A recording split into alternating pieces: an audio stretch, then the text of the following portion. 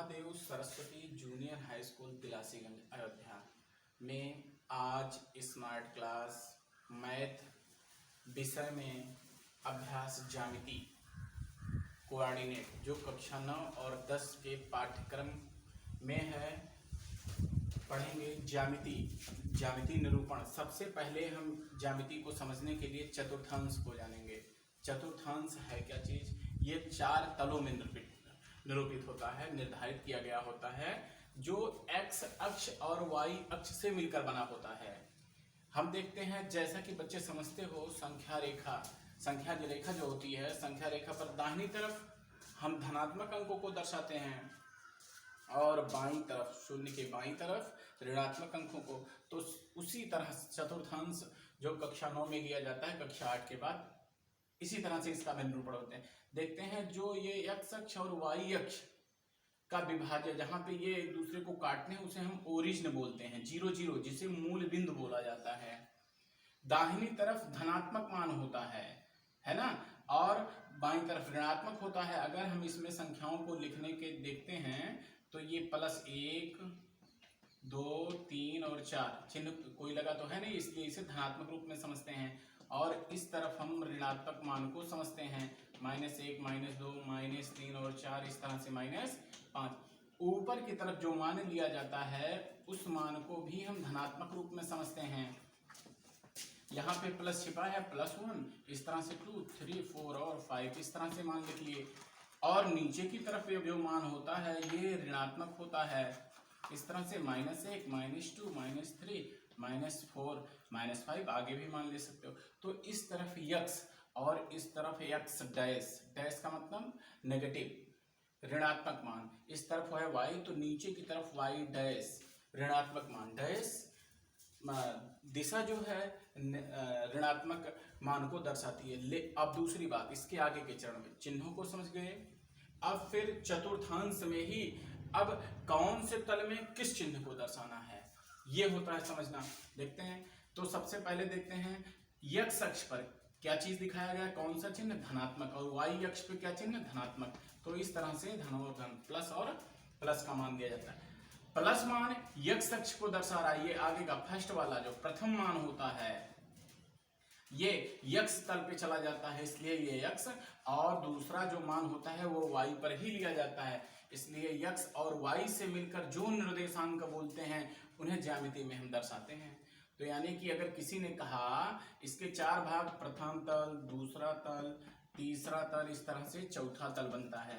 4 भाग हो गए, चतुर्थांश बन गया 4 भागों से मिलकर, प्रथम चतुर्थांश, दूसरा, तीसरा और चौथा चतुर्थांश।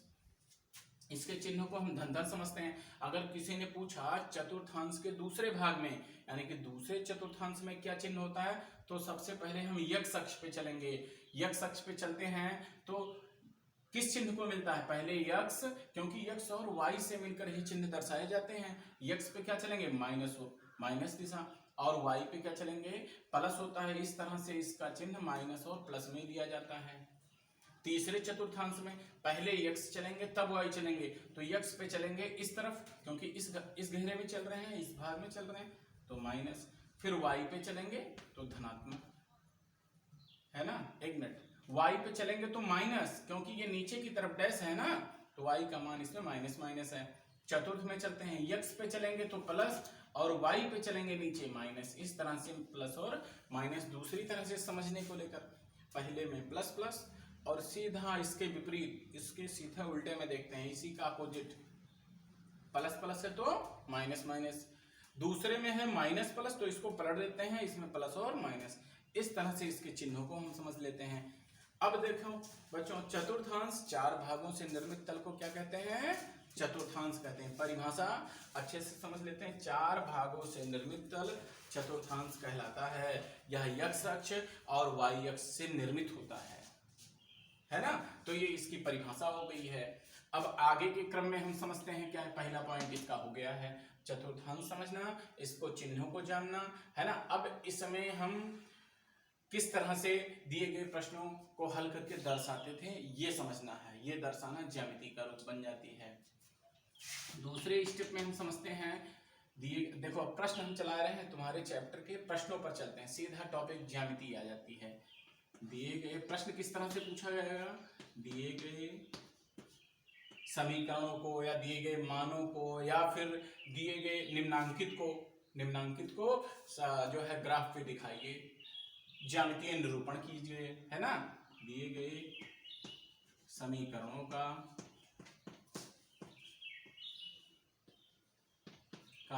ज्यामितीय निरूपण कीजिए। अब देखो कैसे क्या मान दिए जाएंगे, इनको देखो। इसमें फर्स्ट नंबर मान जैसे मैंने दे दिया 2x + y = 3, ये तुम्हारा दिया गया एक मान है जो प्रश्न ने तुमको दिया है। इस प्रश्न को तुम्हें ज्यामितीय विधि से दर्शाना है, ग्राफ पे दिखाना है ना। तो इस तरह का कोई भी मान समीकरण रूप में है तो केवल चतुर्थांश में ही दर्शाया जाएगा। किसी भी प्रश्न, किसी भी क्लास का, किसी भी बुक्स का कोई भी प्रश्न हो, समीकरण मान है, ग्राफ पे दर्शाना है, तो सीधा समझ जाओगे बच्चों x y से मिक्स है और बीच में बराबर है, दो पक्ष हैं बायां और दाहिना, तो सीधा समीकरण बनता है। किसी अचर राशि के लिए एक निश्चित मान, इसमें देखो राशियां देखो, एक मिनट, एक अचर है एक चर है, किसी ने पूछ लिया समीकरण क्या है, एक नया चैप्टर बनता है इक्वेशन, लेकिन इसी में भी मैं बता दे रहा हूं समीकरण है क्या चीज, किसी भी अज्ञात पद कौन सा है, x के लिए एक निश्चित मान प्राप्त करना समीकरण कहा जाता है। अब इसको हम दर्शाते हैं किस पे, ग्राफ पे। किस तरह से करते हैं, सबसे पहले हम y का एक निर्धारित मान देखते हैं किस तरह से मिलता है। तो यहाँ पे हम देखते हैं y बराबर, हल कर रहे हैं, इसको लगा रहे हैं, आगे के लिए सॉल्व कर रहे हैं। y बराबर क्या हो जाएगा, 3 - 2x। इस तरह से एक का क्रम अच्छे से समझ लेते हैं, किस तरह से इसके चरण सॉल्व हुए हैं और आंसर को मिला है। एक तरीका समझ के आगे अन्य प्रश्नों के तरीकों को लगा सकते हैं। y का मान बराबर क्या हो जाएगा, 3, और ये इधर से जब इधर -2x हो जाता है, तो यानी कि तुम्हारा एक y के लिए निर्धारित मान इतना प्राप्त हुआ। इस तरह सबसे पहला काम, प्रथम चरण, दिए गए समीकरण से y के मान के लिए व्यंजक प्राप्त करेंगे, यानी कि y के रूप में समीकरण को प्राप्त करेंगे, ये हुआ। अब क्या करते हैं आगे, है यहाँ लिख सकते हैं अब आगे मतलब नाउ। अब आगे क्या करना है, x के विभिन्न मानों के लिए y का एक निर्धारित मान प्राप्त करेंगे। तो यहाँ पे लिखेंगे यदि x बराबर 0 तो y का मान देखते हैं बच्चों क्या मिलेगा, y बराबर क्या मिल जाएगा, अगर 0 मान रखोगे तो ये मिल जाता है बच्चों को, यहाँ पे x का मान 0 रख देना है। ये तुम्हारा समीकरण पॉइंट नंबर 1 डाल सकते हैं, इसमें x का मान रख देते तो y बराबर कितना मिलता है, 3 मिलता है ना। इसलिए हल बराबर क्या मिल जाएगा, इस समीकरण का हल या इसका जो प्राप्त मान है ना, या हल लिख सकते हो या प्राप्त मान लिख सकते हो। प्राप्त मान क्या मिलता है, तो कोऑर्डिनेट में निर्देशांक रूप में x बराबर 0 पे y बराबर कितना मिलता है, y बराबर मिलता है 3 मिलता है ना। ये प्रथम पॉइंट, इसका प्रथम प्राप्त मान हुआ। इसी तरह से कम 3 मान प्राप्त करते हैं और आगे लिखते हैं। इसके बाद इसके आगे, और यदि x बराबर, x के विभिन्न मान रख लेते हैं, कुछ भी जो तुम्हें समझ में आता है रख सकते हो, जैसे मैंने 2 रख दिया, तुम 3 रख सकते हो, -2 रख सकते हो, कुछ भी रख दो। x बराबर 2 है ना, x बराबर 2, तो क्या y के मान के लिए क्या मिलता है, इसी समीकरण में x बराबर 2 रखते हैं, 3 - 2 × 2, इस तरह से ना, तो 3 - 2 दूना 4 बनता है, इस तरह से मिल जाता है -1। y का क्या मान प्राप्त हुआ, -1। तो इसका हल क्या है या प्राप्त मान क्या हुआ, इसलिए प्राप्त मान जो दर्शाना है ग्राफ में, x और y से निर्मित मान को हम दर्शाते हैं, x और y से निर्मित मान को ही निर्देशांक कहते हैं। तो प्राप्त मान क्या मिलता है, x बराबर 2 के लिए y का मान -1। अगर किसी ने कह दिया कि x बराबर 2 के लिए क्या निर्देशांक प्राप्त होता है इस समीकरण से, तो मान रखेंगे निर्देशांक। अगर किसी ने कह दिया निर्देशांक क्या है, तो x और y से निर्मित मान है ना, तो निर्देशांक कहा जाता है। इस तरह से दूसरा मान प्राप्त हुआ।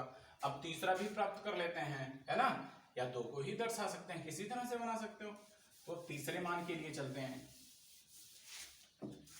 और फिर आगे इस तरह से मान जोड़ देते हैं और x बराबर -3, तो क्या y का मान क्या मिलेगा इसमें। अब यहां पे देखते हैं जो तुम्हारा मान था समीकरण में, समीकरण नंबर 1 जो बना था मिला था उसमें 3 - 2y मिला था, नहीं 3 - 2x मिला था। जो समीकरण नंबर 1 मैंने यहाँ पे नंबरिंग किया था उसके लिए क्या रखना है -3, तो 2 गुणा -3, है ना। जो समीकरण था अभी यहाँ पे समीकरण क्या मैंने लिखा था, y बराबर जो मान प्राप्त हुआ था y बराबर 3 - 2x, पक्षांतरित करके जो पॉइंट नंबर 1 में मान मिला था उसी में x का रखा जाना है। 3 - 2 गुणा -3 जो तुमने मान लिया है रख लेते हैं यहाँ पे 3 और ये +6 हो जाता है, बन जाता है कितना 9। y बराबर कितना मिला 9, है ना। इसलिए प्राप्त मान क्या हो गया इसका, प्राप्त मान x बराबर -3 के लिए y बराबर 9 मिलता है। इस तरह से ये मान हुए। अब इन मानों का निरूपण करते हैं, है ना। तो जब 3 मान प्राप्त हो जाते हैं तभी उन्हें चतुर्थांशों पर दर्शा सकते हैं। तो यहाँ पे अब आगे क्या लिखेंगे, 3 निर्देशांक बच्चों के प्राप्त हो गए, है ना। तो अब इसमें मान रखते हैं, एक टेबल के रूप में पहले समझते हैं x और y। यहाँ पे एक टेबल बना लेते हैं, लिख दे सकते हो TABLE टेबल। तालिका में क्या मिला, x के विभिन्न मानों के लिए y के क्या क्या मान प्राप्त हुए। यहाँ से अगर हम टेबल बना लेते हैं तो मान को रखने में आसानी होती है ना। पहली बार x का जो मान रखा गया था यहाँ रखेंगे, x बराबर 0 मैंने रखा था ना, तो y का क्या मान प्राप्त हुआ था, नंबर 1 में घेरा था तुम्हारा, मिला था y बराबर 3। x बराबर 0 रखने पर, क्योंकि समीकरण तुम्हारा यही था ना, तो x बराबर 0 रखने पर y क्या मिला था उसमें, पहले प्राप्त मान के लिए इतना, और दूसरे प्राप्त मान के लिए दूसरे प्राप्त मान में मैंने क्या रखा यहाँ पे, x बराबर 2। x बराबर 2 जब हमने रखा तो मान क्या मिला, y का मान मिल जाता है -1। ये y का मान -1 आया है ना। अब तीसरी बार मैंने x का मान क्या रखा, -3 रखा, तो y का मान क्या मिला 9 मिल गया। यहाँ दर्शाया गया ये x का मान है और ये y का मान है। इस तरह से तालिका बन जाती है बच्चों की। इस तालिका को ग्राफ पे किस तरह से दर्शाते हैं, चलते हैं ग्राफ पे दर्शाने के लिए। क्योंकि जो प्राप्त मान बच्चों ने निकाला है वो तालिका से ही चेक होएगा, तालिका से समीकरण से तुलना कर लेते हैं टीचर, इस तरह से चेक हो जाता है और ग्राफ यहाँ पे शो कर लेते हैं। x 0 और y 3, तो चलते हैं, है ना। x 0 और y 3, x पे कुछ नहीं चलेंगे 0, लेकिन y पे +3, y पे प्लस कहाँ है, ऊपर की तरफ है, तो इसका निर्देशांक 0,3 हो जाएगा। ये बच्चों देखो, अब अंग्रेजी के कुछ अल्फाबेट को लेकर यहाँ पे दर्शा देते हैं। मान लेते हैं पहला a हो गया, है ना, 0 और 3 का निरूपण यहाँ पे हो जाता है। और दूसरी बार क्या करते हैं, x पे 2 चलते हैं, x पे कितना चलेंगे, प्लस में 2 यहाँ पे है, और y पे -1 चलेंगे, y पे -1, ये y का -1 है, इसको ले चलेंगे इसी की सीध में, यहाँ पे ऐसे मिला देंगे। ये मान जो मिलता है x पे 2 और y के -1 पे मिलता है, इसका निर्देशांक कितना मिला बच्चों, 2, -1, है ना, 2, -1, ठीक है, क्योंकि पहले x का मान फिर y का मान। इस तरह से दर्शा देते हैं। अगर तुमने अल्फाबेट a लिखा तो यहाँ पे अल्फाबेट नंबर d, क्योंकि दूसरा मिल जाता है। फिर आगे x पे कितना, -3, x पे कितना -3, क्योंकि x अक्ष यही तो है, इससे माइनस होता कहाँ है, देखते हैं, मूल बिंदु के इस तरफ होता है। मूल बिंदु क्या होता है बच्चों, जहां पे x अक्ष और y अक्ष एक दूसरे को काटते हैं, उसे कौन सा बिंदु बोलते हैं, मूल बिंदु। और देखो मैथ के ऑप्शनों में पूछा जाता है मूल बिंदु के निर्देशांक क्या हैं, मूल बिंदु के निर्देशांक 0 और 0 हैं। जहां पे क्या करना है, -3 को दर्शाना है। -3 कहाँ है, ये है, और y पे +9, y पे +9 देखते हैं ऊपर की तरफ होता है, मैंने 5 तक लिखा था। ऐसे ऐसे आगे बच्चों चलोगे, 6 हो जाएगा, 7 हो जाएगा, 6, 7, 8, इस तरह से 9 हो जाएगा। 9 का यहाँ सीध हम मिलाएंगे, 9 की सीध में, और -3 को ले जाके यहाँ दर्शाएंगे। इस तरह से आगे की गिनती बढ़ा देंगे, है ना। इस तरह से ये मान हो जाएगा सी के लिए, है ना।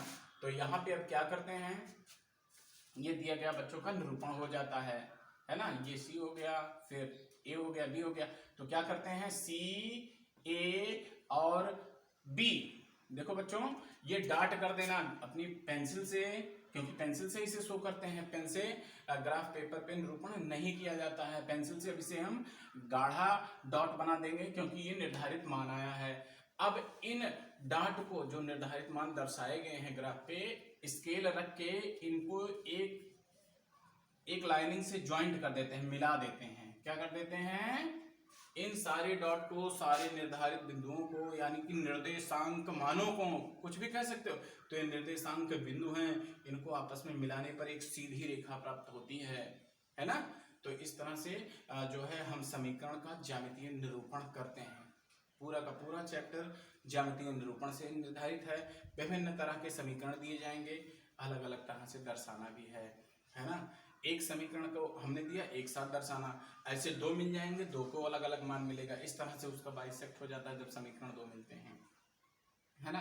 तो ये बच्चों का ज्यामितीय चैप्टर में कक्षा 9th और 10th दोनों में किस तरह से निरूपण करते हैं ये हो गया, और समीकरणों से निर्धारित मान प्राप्त करके जब बच्चों का टेबल बनेगा तो ही शो होएगा, क्योंकि टेबल पे मार्किंग होती है ना। तो इस तरह से बच्चे इस चैप्टर में दिए गए मान को अभ्यास करेंगे और इसको लगाएंगे भी। मैं एक समीकरण यहाँ पे लिख दे रहा हूँ, खुद का अभ्यास करना और चेक करना। बच्चों मैंने एक दूसरा क्वेश्चन बच्चों को लिए दिया है, ज्यामितीय निरूपण कीजिए, निरूपण कीजिए, है ना। किसका निरूपण करना है, यहाँ पे देखते हैं, मैंने दे दिया बच्चों के लिए अपना वर्क, है ना। 3x - 3y = 7। आसान है। तो इसमें क्या करोगे बच्चों, y के लिए निर्धारित समीकरण प्राप्त करोगे, विभिन्न मान रखोगे, तालिका बनाओगे, है ना, टेबल बनाओगे, इसको उठा के ग्राफ पे शो कर देना। ये बच्चों का खुद का अभ्यास हो जाएगा।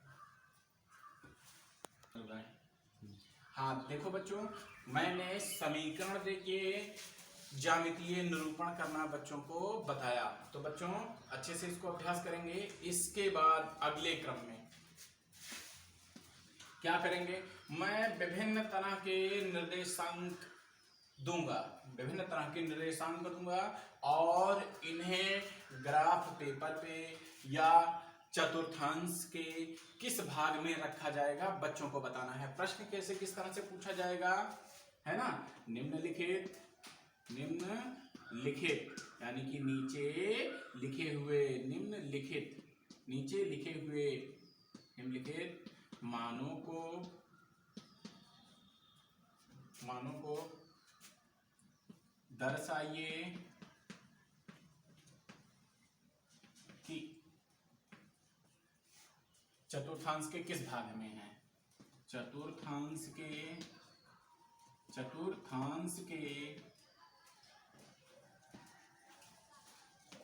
किस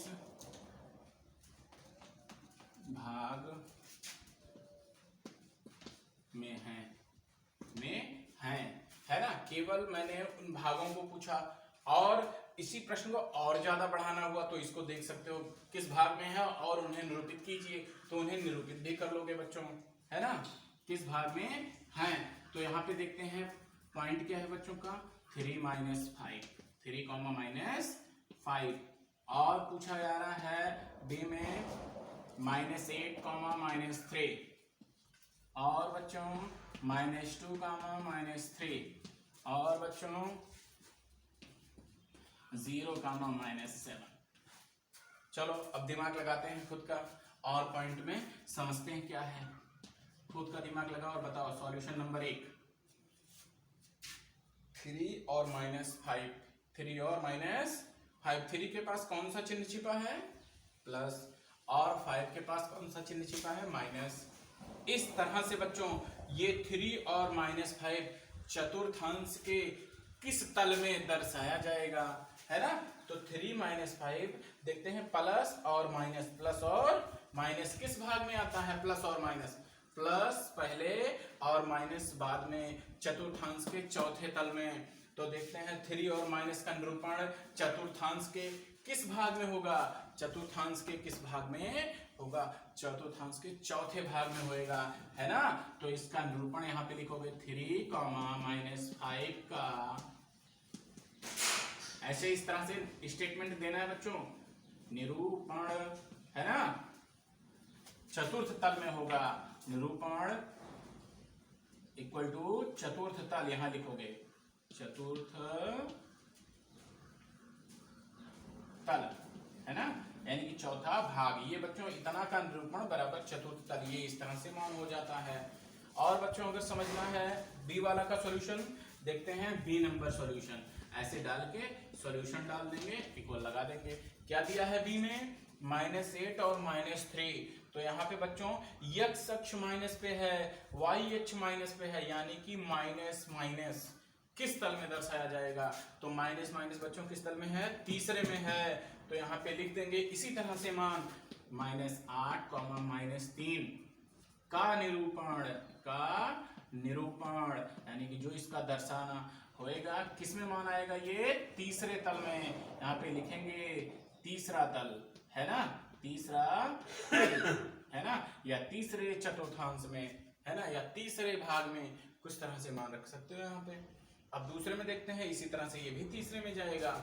लेकिन देखो 0 और -7, 0 और -7 ये किस में जाएगा, तो x अक्ष पे 0 कुछ जाना नहीं है, y अक्ष में -7, तो y अक्ष में माइनस, ये नीचे जाएगा। तो 0 और 7 यहाँ पे लिखोगे, पहले प्लस बाद में माइनस, प्लस और माइनस चतुर्थ भाग में, है ना, ये लिख सकते हैं। तो यहाँ पे ये हो जाएगा मान।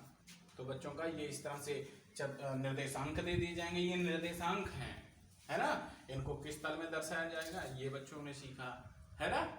अगर इनका निरूपण कहा जाएगा तो इसको उठाओगे, -3 और 5 को दर्शा देना। अभी मैंने दर्शाना बताया, x अगर इसको दर्शाने की बात हुई, है ना, एक सेकंड और भी एक मान समझ लो। कुछ बच्चों ने हो सकता है अच्छे से ना समझ पाए हों या नहीं समझ में दर्शा पा रहे हैं, तो इसको समझेंगे। जैसे मैंने कह दिया 2 और 5 को दर्शाना है, तो क्या करोगे, x पे 2 चलोगे और y पे प्लस की दिशा में 5 चलोगे, इस तरह से एक दूसरे को मिला दोगे तो मान बन जाएगा 2, 5 का। आसान है दर्शाना, है ना। तो अभ्यास है बच्चों का, जो जो प्रश्न बताए गए हैं अपनी कॉपी में नोट करके उन्हें सॉल्व करोगे, है ना। इस तरह से खुद की प्रैक्टिस करोगे बच्चों। चतुर्थांश के सिलेबस में जो आज बताया गया है, इस पॉइंट को, है ना, इसको समझना। और इससे संबंधित कोई परेशानी होती है या कोई भी मान नहीं दर्शा पा रहे हो तो कमेंट बॉक्स में बच्चों लिख के अपना भेजोगे, फिर उसका सॉल्यूशन बच्चों को मिल जाएगा, है ना।